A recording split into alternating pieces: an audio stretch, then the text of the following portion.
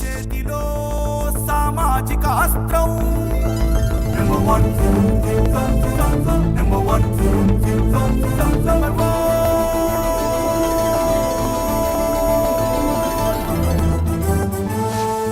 Number one. Raghavareddy గారు, మీరు రామరాజ్యం అనే వ్యవస్థను స్థాపించారు, ఒక సంచలనంగా మారారు. అనేక వందల మందిని మీ దాంట్లో రిక్రూట్ చేసుకుంటాం. ఒక రకంగా చెప్పాలంటే మరి మీ డ్రెస్సు ఆ వేష భాష చూస్తే ఒక నక్సలైట్ దళంలాగా మీరు తయారు చేశారు, అవునా? అలా మీకు అనిపిస్తుంది? ఏంటి అది కారణం ఏంటి? మీరు ఎందుకు ఏర్పరిచారు? రామరాజ్యం ఏంటి, ఈ డ్రెస్సులు ఏంటి, ఈ రకంగా వెళ్ళి దాడులు చేయడం ఏంటి? దాని మీద మనం ఇవాళ లైవ్ పెడుతున్నాం. చాలామందికి ఉన్న డౌట్స్. మీరు అనుకోకుండా ఏంటంటే గతంలో ఒక 3-4 నెలల క్రితం ఇలా భీమవరం వెళ్ళి ఒక కలెక్టర్ గారికి మీరు అరెస్ట్ వారెంట్ ఇస్తామని చెప్పి వెళ్ళారు. ఆ రోజు కూడా మేము మన ఛానల్లో దాన్ని ప్రసారం చేసాం. మిమ్మల్ని పిలిచి లైవ్ డిబేట్ కూడా చేసుకున్నాం. మనం హాట్ సీట్ చేసాం. పార్ట్ 1 పార్ట్ 2 చేసాం. లక్షల మంది జనం చూశారు.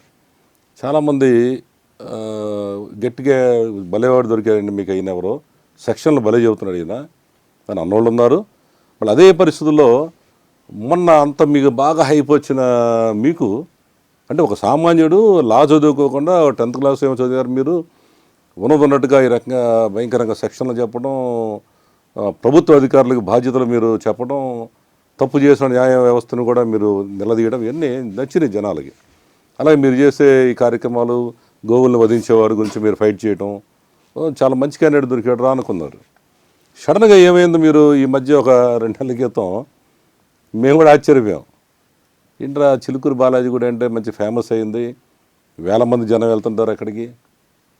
మరి అలాంటి గుడి మీదకి మీరు ఒక దళాన్ని వేసుకెళ్ళిపోయి 3 కార్లు వేసుకెళ్ళి ఆవిడ మీద దాడి చేశారు, అవునా కదా? వెళ్ళారా? వాళ్ళ గుడి మీదకి వెళ్ళారు మీరే కదా?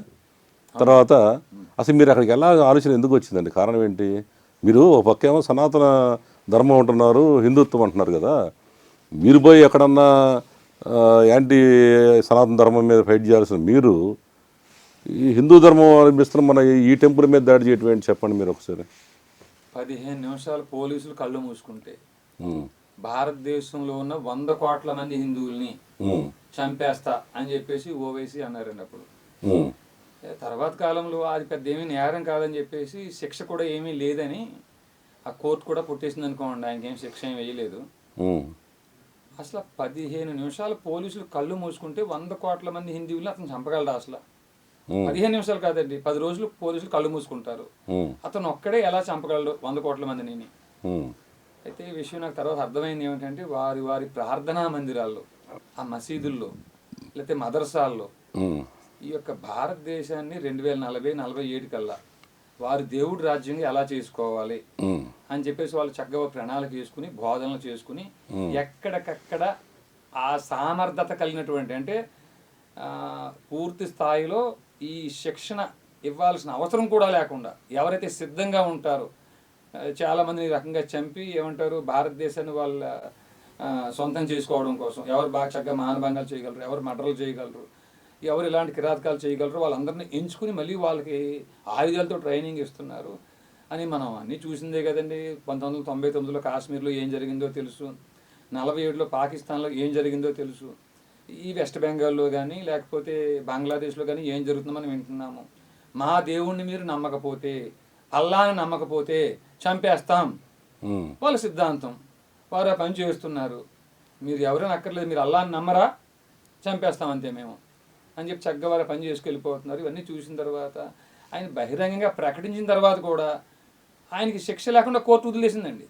ఎవరు? ఓవైసీని. అప్పుడు కేసు పెట్టారు ఆయన మీద అన్నప్పుడు, కేసు పెట్టారు, ట్రయల్ రన్ అయింది, తర్వాత అది ఏం నేరం కాదని చెప్పేసి వదిలేశారు. సహజంగా ఒక నేరం చేసిన వాడిని, 100 కోట్ల మంది హిందువుల్ని చంపేస్తా నేను అని ప్రకటించిన వాడిని, ఆ సాక్ష్యాధారాలన్నీ ఉన్నాయి, వీడియోలన్నీ ఉన్నాయి, అలాంటి వ్యక్తి, నేరం చేసిన వ్యక్తిని శిక్షించకుండా వదిలేస్తే ఆ జడ్జికి కూడా ఒక 7 సంవత్సరాలు జైలు శిక్ష ఉందండి. అవునా? మీరు చదవండి 219 ఐపీసీ. అవునండి, ఆధారాలు ఐపీసీ కాదు కదా రాఘవరెడ్డి గారు.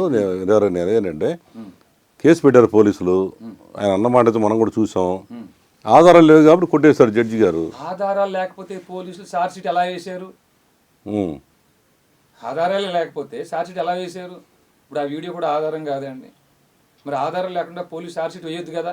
మరి ఆయన ఆధారాలు లేకుండా ఛార్జ్షీట్ వేస్తే మరి ఈ పోలీసులు తప్పుడు కేసు ఆయన మీద పెట్టినందుకు మరి పోలీసుల మీద ఏమైనా చర్య తీసుకుందా? న్యాయస్థానం ఏమన్నా 340 CRPC ప్రయోగించి అయ్యా ఓవైసీ చాలా మంచోడు, అలాంటి వాడి మీద మీరు ఎలాంటి ఆధారాలు లేకుండా తప్పుడు కేసు మీరు పెట్టారు, ఛార్జ్షీట్ ఫ్రేమ్ చేశారు కాబట్టి 340 CRPC ప్రయోగించి మిమ్మల్ని కూడా జైలుకి పంపిస్తాం అని కోర్టు ఏమైనా తీర్పు ఇచ్చిందా? అంటే ఎవరు దాని తర్వాత కేసు కొట్టేశారు కాబట్టి ఎవరు పట్టించుకోరు జనరల్గా. కానీ ఇక్కడ ప్రస్తావన అది కాదు స్వామి. సహజంగానే ఆధారాలు లేవు అనుకుని సమర్థిస్తే ఒక విషయం, కానీ అన్నాడో మనం విన్నాము. కాశ్మీర్లో తెలుసు మనకి, పాకిస్తాన్లో 1947లో ఏం జరిగిందో తెలుసు, బంగ్లాదేశ్లో ఏం జరిగిందో తెలుసు. నిన్నగాక మొన్న కాశ్మీర్ దగ్గరలో ఏదో ఊరి పేరు చెప్తున్నారండి, 27 మందిని. మీరు హిందూ అవునా కాదా? అసలు ఏదో కల్మా ఏదో అల్లా ఒకడే దేవుడని ఒప్పుకునేటువంటి మీరు ఆ శ్లోకం చెప్తే ఆ ఇది చెప్తే వదిలేస్తారు. అది వాళ్ళకి రాలేదు. ప్యాంట్లు ఇప్పదీసి జిప్పులు ఇప్పదీసి సుంతి చేయించుకున్నారా లేదా అది అంటే పరిశీలించి ఈడు హిందువే ముస్లిం అయితే కాదు అని సూట్ చేసి చంపేశారండి. చాలా స్పష్టంగా ఉన్నారు. మరి ఇది కానీ నిజమైతే అయ్యా ఒకవేళ నేను నా వయసు మహా అయితే 60,000 బతుకుతాము, 70,000 బతుకుతాము. ఒక రోజు మాత్రం మనం ఈ భూమి వదిలిపెట్టి వెళ్ళిపోతాం. మనం అల్లారు ముద్దుగా పెంచుకున్నటువంటి పిల్లల్ని ఈ భూమి మీద వదిలిపెట్టి వెళ్తామండి. మనం రేపొద్దున నా పిల్లల పరిస్థితి ఏమిటి? మేడలు కొంటాం, మిద్దులు కొంటాం, ఏదో అక్రమాలు చేసేస్తాం, సంపాదించేస్తాం, 100 కోట్లు 1000 కోట్లు సంపాదించేస్తాం. వాళ్ళ పరిస్థితి ఏమిటండి అని నేను ఆలోచిస్తే ఇలా ఇది కాదండి. ఎన్ని జరిగినా ఎన్ని తప్పులు జరుగుతున్నా డబ్బులుంటే న్యాయస్థానాలను తప్పించుకోవచ్చు.